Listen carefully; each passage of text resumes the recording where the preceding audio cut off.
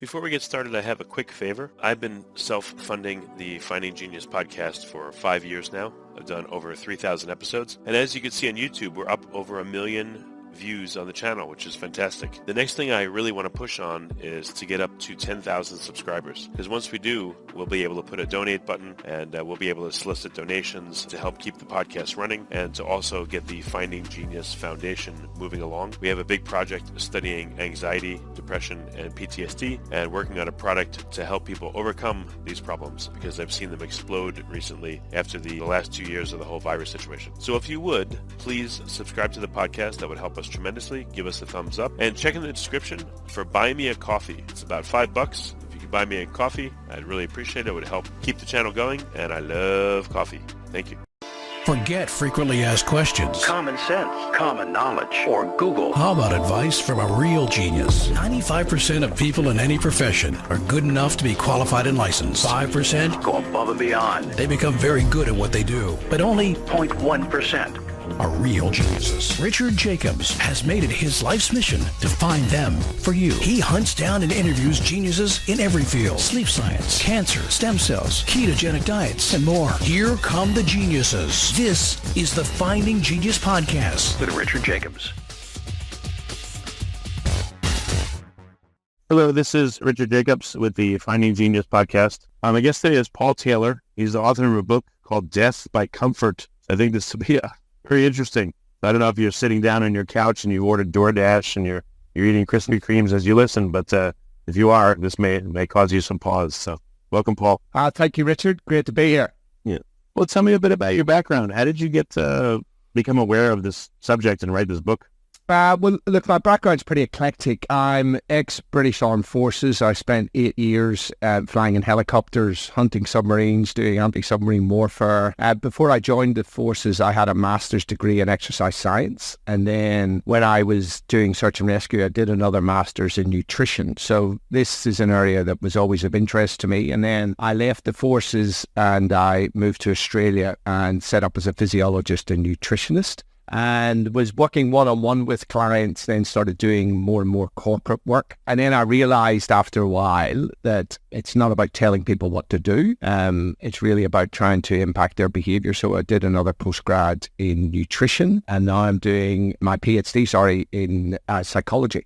And it was really, I started noticing just with dealing with corporates and talking to people all the time about their health and well-being, just how people's health and well-being is just degrading, and particularly around the world in advanced economies. And so I got a little bit inspired to write this book just to give people a broad overview of all the things that play into our physical and mental health, but also about what to do it and how to change your own behavior. So, all right. So this concept of death by comfort, like what is the main thrust of the book? What is it about, if it's not obvious in the title? Yeah, the key thing on this, Richard, is that the human genome hasn't changed in over 45,000 years. So we still have a hunter-gatherer's genome, and that genome actually requires us to do certain things for us to be healthy. It requires us to move a lot, and we don't move very much anymore. And that genome also requires us to eat food that is natural and has been alive. And we know now that in my country and your country, more than 50% of all foods consumed are ultra-processed food. And it's really bad for our health. And our hunter-gatherers are also very connected into a tribe, and we are more digitally connected than ever, but we are socially disconnected. And the other thing we're doing is destroying our sleep as well. So when you bring all of that together, it's really bad news for a hunter-gatherer's genome. So it's been plunked into this modern world where there's comfort everywhere. You know, we don't move. We sit on sofas, as you said. We can order in all of this highly palatable food that is very comfortable. We live in these thermoneutral environments, and it actually makes us a bit soft and sick metabolically. Yeah, it's weird how so many things in life are a paradox. You know, to get in shape, you can't just sit there and eat garbage. You have to work out, sweat, get out there and do stuff. And it just strikes me that it's weird that a lot of the world's set up like that. Yeah, and it's this environment that we now find ourselves in, the environment of comfort and convenience, it just doesn't work well for this hunter-gatherer genome. And that's really the major crux of the problem, is this mismatch. And what we know is that by not moving very much and by eating crappy foods and by having our sleep disturbed, we're actually destroying our metabolism. And that's why we're seeing huge increases in both physical and mental health issues. And it all basically comes down to metabolism gone awry. And I always say to people that if you are physically inactive and you eat a lot of ultra-processed foods and you're not sleeping well, you are playing Russian roulette with your physical and mental health. It's as simple as... I mean, I don't know if you have pets, but, I observe from my pets, my dogs and cats and all that, they want to be outside every day, at least for a little while. They eat, they sleep, they play, they repeat, they have this cycle, but they crave natural things. Like, it was weird, we have potted plants, and one of the plants died, and we just have like the pot with the dirt in it. And one of my cats always goes and lays in it. He curls around the pot. He wants to feel the dirt on himself. And I thought it was like, it's so funny, but it's really interesting. He's trying to do something that's healthy for him. It's really cool and interesting to me. Yeah, and that whole thing about being in nature, so there's so much research that being in nature is good for your mental well-being. But we also know now from recent research that if you go for a walk in a forest or along a beach, the microbiome from the forest and from the ocean actually gets into your body and starts to colonize inside, and we get more of a diversity in our gut microbiome. When we live in cities all the time and we're not interacting with nature, our microbiome becomes more narrow. And then when we have a crappy diet, what happens is we introduce these species into our microbiome that are really not good for us. And we're now seeing the type and diversity of the gut microbiome has a huge impact on our physical and mental health. So yeah, that stuff about getting outside, spending time in nature, and also getting sunlight. Sunlight does amazing things in the body. It's not just the vitamin D that we get from sunlight. And it actually shouldn't be called a vitamin. It should be called a steroid hormone. And it influences more than 300 genes. And this whole lifestyle of living more and more indoors is really bad for us on so many different levels. Yeah. So what are some of the issues that you explore in Death by Comfort? Do you give advice for people on how to overcome this without making themselves horrifically uncomfortable? Like, what's your protocol? Yeah, so I'm certainly not suggesting, Richard, that we all go and become hunter-gatherers again, because that's really not practical.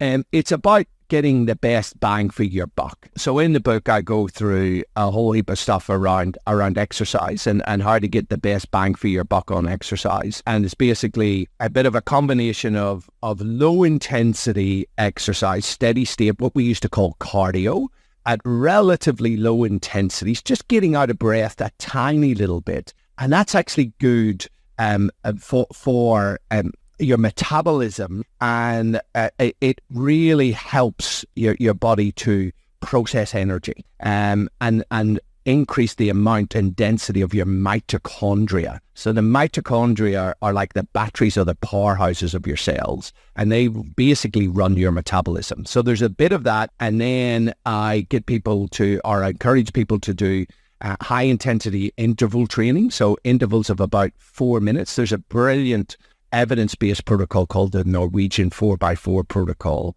where you basically go very hard for 4 minutes, then you recover for 3 minutes, and you do 4 rounds of that.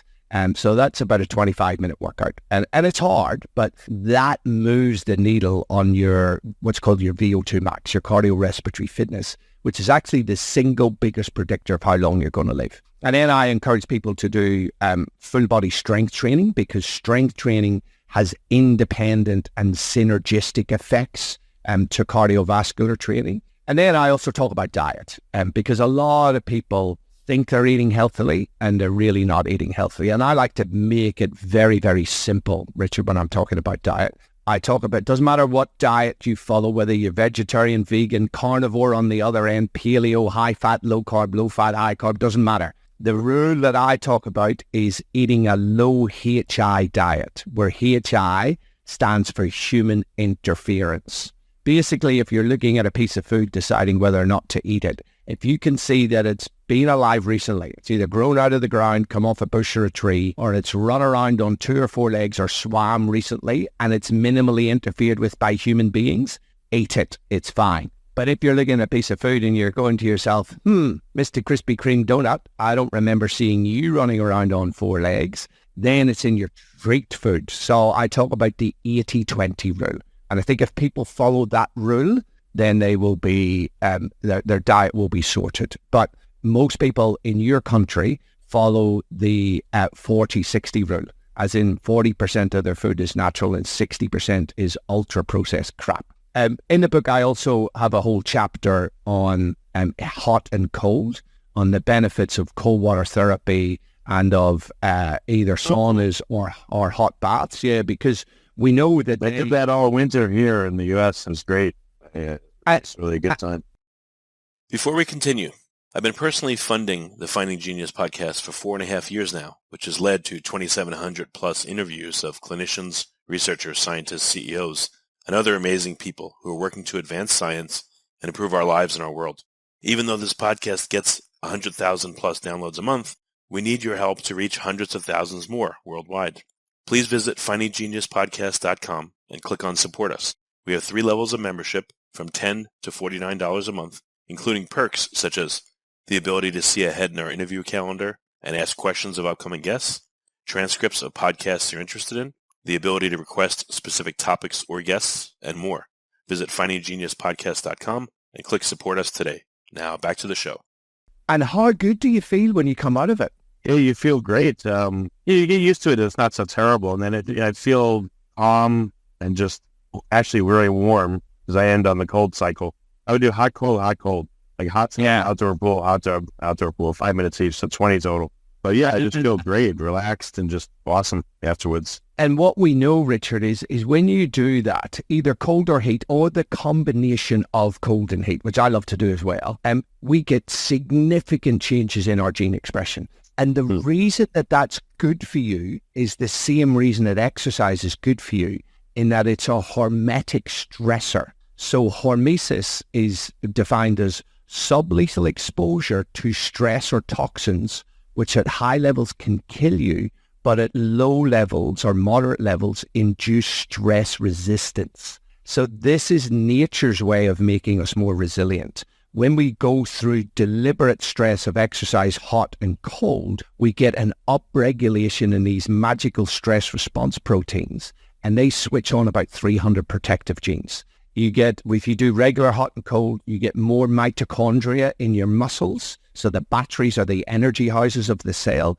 You get improved metabolic health. You also get improved mood as well. Your antioxidant defense system improves. Your gut microbiome even improves from regular hot and cold exposure.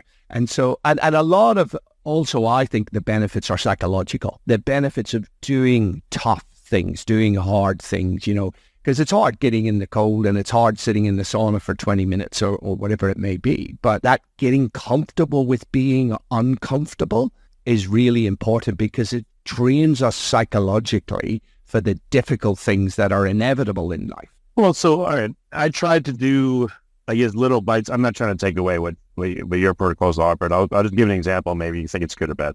So microgreens, you know, like when you sprout different things. So I go to the store and I get them. And I have a package, and each night I'll eat a handful of them. And I'll, you know, they don't taste good to me. It's like, well, but I eat them. I drink water, wash them down, and it helps me. I feel a lot better. You go to the bathroom easier. It works a lot better. So it's like one of those like minor discomfort type things that I could do to help myself. There's nothing major. I'm not like, you know, biking for 2 hours a day and like dying and working really hard. What is your thought for most folks? Should they go for many small behavioral changes, or like, how do they attack this? Do they go for like a big changeover, cold turkey, do these 5 things now to help yourself, or what's your thought? My recommendation, basically, it's looking at doing a bit of an audit and looking at different areas of your life, right? So one is exercise.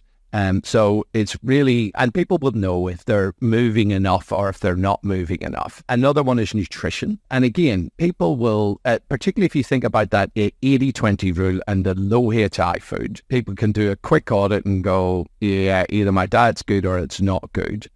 The other stuff is around your sleep hygiene and then the temperature exposures. So for me, the big ones, the two really big ones are exercise and nutrition. And exercise for me has to be the priority because not only does it have widespread effects throughout your body, but it also attenuates or minimizes all of the major hallmarks of aging. So there's been a couple of seminal research papers that go through, initially it was 9 and now there's 11 different ways that human beings age, such as damage to your DNA, shortened telomeres, your protein systems going awry, gut inflammation, all of these things. And exercise benefits every single one of those. But the other reason why I think that exercise should be fundamental is that the research shows that when people engage in an exercise program and maintain it for 3 to 6 months, then they start naturally to change other behaviors. And what we know now is that exercise, when you do regular exercise, it actually grows volume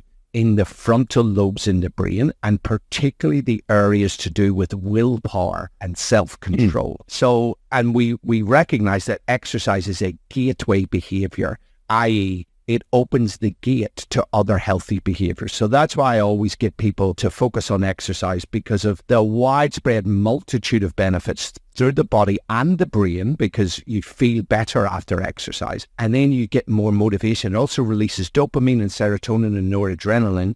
And dopamine is important for motivation. So then when you're regularly moving, you'll find you have more motivation and you have more willpower and self-control to affect other areas of your life. So that's why I always suggest that people start with exercise and then maybe make some of those little changes like you talked about with your nutrition, whether it's the microgreens or just cutting down a little bit of ultra-processed food, crowding out. I like your strategy, Richard, because when you bring in healthier foods rather than thinking of, I'm not going to eat that, when you say, I'm going to eat more of the healthy foods, you actually naturally crowd the other stuff out of your diet. And it's really about supporting your system. And then another big one really is sleep and sleep hygiene. And I'm a big fan of getting people to get their mobile phones out of their bedroom and having a digital detox of at least 30 minutes before you go to bed. This is where you can read a book, you can do some breath work, you can do some stretching, whatever, meditation, prayer, if that's what your bag. But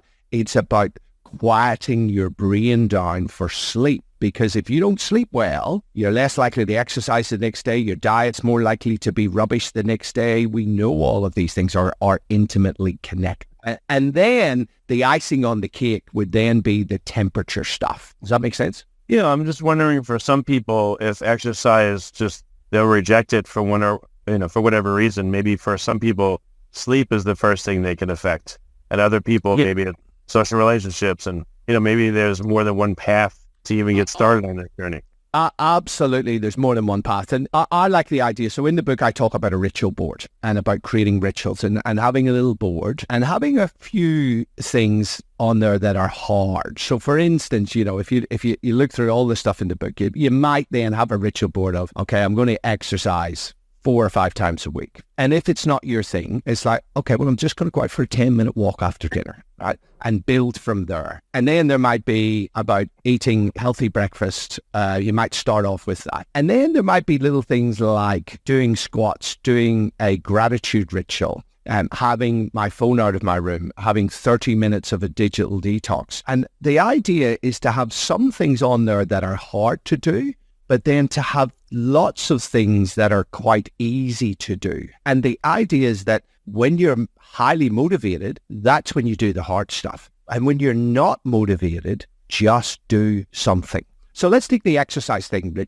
Richard. So, and I know a lot of people don't like exercise. So if I'm working with people who don't like exercise, I'll say, well, can you go out for a walk for 10 minutes after dinner? And then sometimes, even if they don't want to do that, I say, well, if you're not going to do that, at least put your walking shoes on or your runners on and go out to the end of your driveway and then make a decision as to whether or not you're going to continue. And often people continue, but if they don't, at least get to the driveway and then come in and at least you've done a little bit of something. And if you do then go and do that walk, then that's great. And then come back and tick it off on your ritual board. That's the key thing, because what we know is that motivation follows action, not the other way around. I talk in my book that lots of people are waiting for the motivation fairy to come along and give them a big dollop of motivation. But what we now know from neuroscience experiments is that when your brain knows that you are in forward motion towards a goal, that you are making progress, that is when it releases dopamine. So it's about doing a little something every day. And that's why it's key to have that ritual board with different things that you could do. So if you don't feel like exercising that day, maybe you focus on your diet or you focus on your sleep like you talked about. But it's about keeping your head in the game and just doing something every day. And the other thing that plays into this is about discipline. And I like to kind of tweak how people think about discipline. The discipline to eat well or exercise or to take your phone out of your bedroom, that is actually an act of self-love, right? You're investing in your future self. So when people start to reframe it that way, I'm about to do some good for my future self, it becomes less of a chore and more of an act of self-love. Future self. So how old of a future self would you envision yourself as? It depends how old you actually are. So I'm in my 50s now. I like to think of my future self in my 80s. And I like to think about, and here's a powerful thing that people can do, is write a letter from their future self to their current self. And so how my letter would go, I would be 85-year-old Paul, and I would write a letter to 53-year-old Paul. And I'd go, hey, dear 53-year-old Paul, I'm now 85. I'm loving life. I'm loving retirement. I'm playing golf. I'm still going to the gym. I'm winning in my quest to be the last person in the gym and not the first person in the retirement home. I'm playing with my grandkids. You know, life is good. I'm feeling pretty good about myself. And then full stop. Now, in order for that to be a reality, here is what I need you to be doing. I need you to be exercising regularly. I need you to be following the low HI diet. I need you to be really good around your sleep hygiene. Do you see how this works? So it's when you can visualize that future self. And for some people, that future self might be 3 or 5 years away.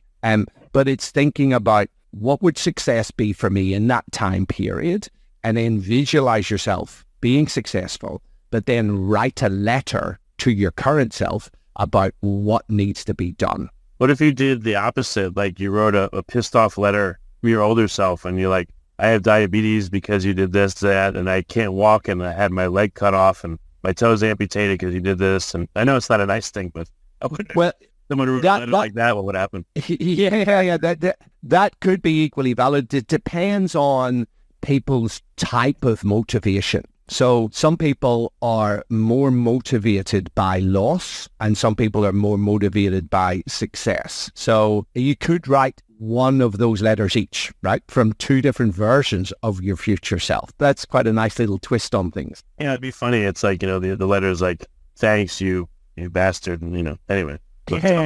Yeah.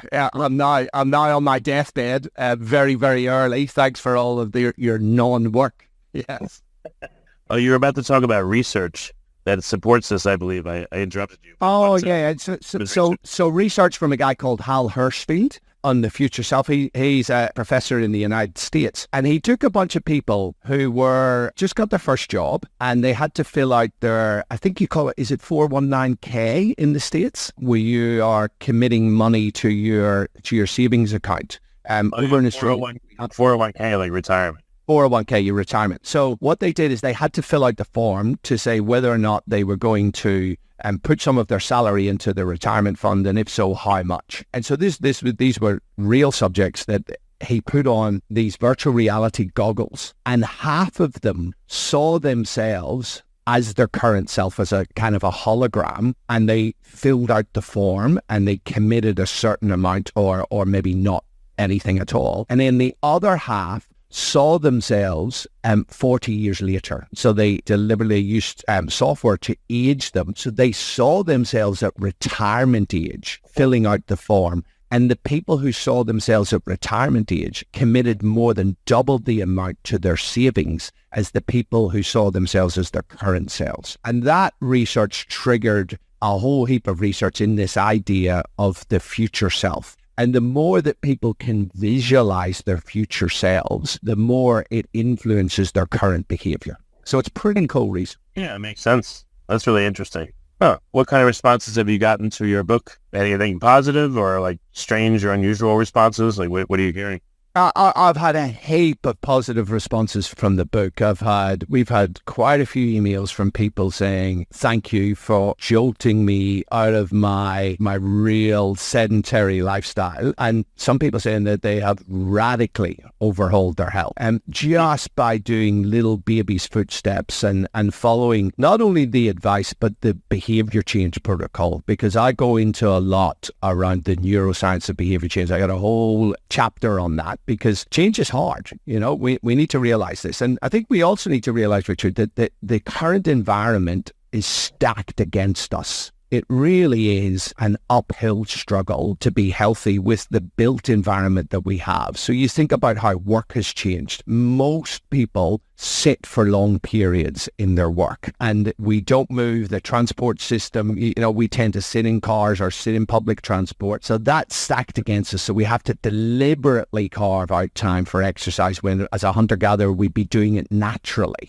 And then the nutritional environment is massively stacked against us with all of these hyper-palatable, really tasty and cheap ultra-processed foods that hijack our reward systems. And then you have all the social media and the television and the 24-hour news cycle, and we just have this information overload. And both the food and the social media is deliberately designed to be addictive. And so it's really hard to break these cycles. And that's why I dedicate a whole chapter to the neuroscience of behavior change. Okay. Well, in your own life, what are some of the things that you've done to help yourself? Yeah, so for me, I am very religious about my exercise. I will exercise every day, even when I'm traveling. I travel a lot because I'm a corporate speaker, but I always carve out time for exercise. If I'm not traveling, I like to get up in the morning. I take my dogs out very early and we generally go down to the beach. I'm very lucky in that I live close to the water. So go down to the beach and I deliberately, I used to listen to podcasts, but now I don't take my phone with me. I just go out and I'm present and I'm looking around and listening to all the sounds and things like that. And I think that's really useful. And when I'm at home, I don't set an alarm clock. I go to bed early and I generally wake up pretty early between 5 or 6.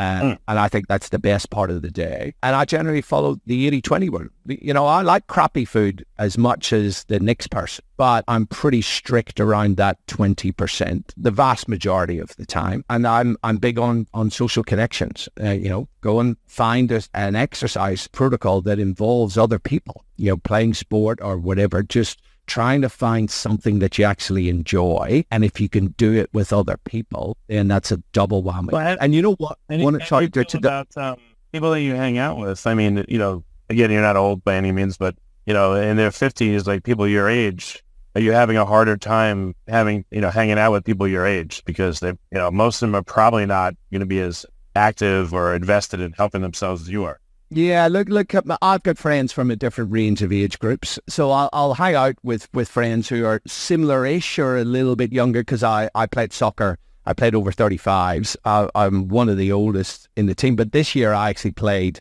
with a bunch of 20-year-olds, which was really, really interesting. I think it's my last year. But I also do CrossFit and most of the people are younger than me. I think exercising with younger people is a really good thing. But I have a range of ages of people that I kind of hang out with. And so for me, I don't particularly focus on the age. I focus on the behaviors and the character of the people that I actually hang out with. Okay. No, that's excellent. Well, very good. What's next, you know, in your projects and in your work? You still have a lot. I mean, this subject can go forever. Yeah. What else are you doing? So I'm currently doing my Ph.D. in applied psychology, and hopefully I'm in my last year now. I'm just analysing some of the data of a recent intervention that we did with a bunch of corporate people, which was an intervention around trying to improve their hardiness, which is a little bit like resilience on steroids, and mood and cognitive function and heart rate variability. So I'm analysing the data. I've got to write that up, but I'm also starting to write my next book as well. So I've got plenty of stuff to keep me out of mischief, and I travel a fair bit for my work for doing corporate stuff. But, that's the stuff I love, is going and talking in front of groups of people and having conversations with them afterwards. Yeah, that's great. Okay. Well, very good. Well, Paul, so Death by Comfort, it's out wherever books are sold. Is that where people should start? Yeah. Basically, anywhere books are sold, and you'll always get it on Amazon. And, if people like this stuff, I've also got a podcast called the Paul Taylor Podcast, where I will interview an expert every Saturday, but also do something called a Wisdom Wednesday, where I take a bit of research and research paper and go through it and the implications. And then with my wife on a Monday, she's a coach, and we do a Mojo Monday, which is a little bit of a coaching thing. The podcast has got lots of information, and then my website is paultaylor.biz. It would be funny if your podcast was Death by Podcast and death by everything, but that's not positive. So, but yeah, absolutely. No, this is great, Paul. I really appreciate you being on the podcast. So thank you so much for coming. Thanks, Richard, and have a great day. If you like this podcast, please click the link in the description to subscribe and review us on iTunes. You've been listening to the Finding Genius podcast with Richard Jacobs.